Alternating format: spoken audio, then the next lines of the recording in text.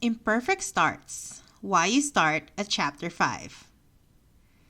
I will never be ready is a great example of a limiting belief.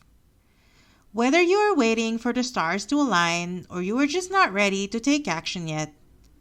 And oops, I'm not going to project and use I statements instead because these are my stories after all. I hate that I remember the weirdest and sometimes saddest stories. I still cannot quite deal with them. If something that has happened led to me to this moment of creating a podcast and starting to share my stories out in the open because I no longer want shame to control my life, then where should I begin? Is it the same time I found out I was pregnant? Was motherhood an experience I absolutely needed? Or perhaps, to quote Nani Dominguez, the glorified narrative of motherhood. 5 days post my positive diagnosis, no sense of smell or taste, no desire to get out of bed, but somehow the motivation, just enough to sign up for an episode with the Filipino American Woman Project. This has forever changed my life for the better, no matter what life brings next. I am claiming this for myself. Me? Someone wants to hold space for me? I graciously picked the first available spot, Saturday, January 9th, 2021. The second Saturday of the first month of the year. I was episode 90. I did not know what to expect and I held on to my favorite English professor saying, 90% of the battle is showing up.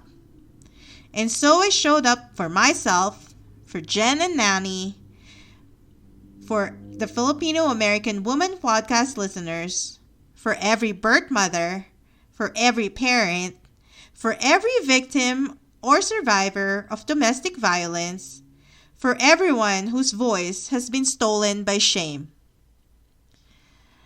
What brought you to the area is an awful icebreaker. And not just because I originally have not found a shameless way to answer opportunities. I could answer, or do I go with the raw, vulnerable answer? Yes, that's my Filipino accent showing. I grew up in a squatter area 23 kilometers outside of Manila. Even though I was raised with a yaya, or my mother's uncle's sister-in-law, I lived in a house that was built on someone else's land, and it was absolutely out of choice. My grandfather, Lolo, was a carpenter or perhaps construction builder by trade. He was what I imagine was a stereotypical blue-collar worker at the time. I was told he built the house. 2 stories tall, no rooms, just 1 floor where everybody slept in, and when a destructive typhoon damaged the roof, my parents decided to only have 1 floor with concrete foundation. Gone were the wood and lots of nails that held together one of my Lolo's legacies. But somehow people will say, "You weren't poor, right?" As if being poor should be something I separate my identity from. We weren't poor. No. We lived at that squatted house by choice. I was a junior in high school when I had access to the keys of the rental property that was left to my mother by her older brother. I don't know if it was a gift, but I was previously told that we used to live there when I first came earthside. Then my mother had to go back to working, and my parents would drop me off with our relatives at the squatted house. Eventually, my parents accepted they needed to be much closer to family. The rental property was actually 2 houses, a main house and a slightly smaller house on the side. We lived in the small house because there was only the 3 of us. When I told the judge that I knew I would never have that kind of support, or perhaps what I would also call luck, I could not have been more vulnerable about being a single parent. The idea that I am somehow supposed to be in charge of someone else's life? No, thank you. I barely want to take charge of my own. I was hurt to say the least, confused, hopeless, but somehow motivated by, I have to outlast my enemies and I cannot let them win. I was so ashamed of being left holding the bag, or in this case, being the default parent.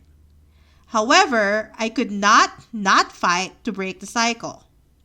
It ends with me, and the child can look back at all the lessons, all the heartbreak and sacrifices, all the milk, all 18 months of nursing, all 12 months of pumping, all the opportunity costs, all of it. A selfless act, some would say. I've accepted full responsibility of the part I played, and I hope I can proudly say I did more than the bare minimum for Child Protective Services to not be called on me. I will never be the mother that my mother was, or her biological mother, or the mommy who really raised her. I will never be my mother's sister who chose and continue to choose a sexual predator over me. And I digress. What brought me to the area? My American dream. Today I'm grateful to have my own space to share my own stories on my own terms. If you haven't subscribed already, please consider subscribing to the Filipino American Woman Project. Available on Apple Podcasts, Spotify, or wherever you listen to your podcasts. Thank you.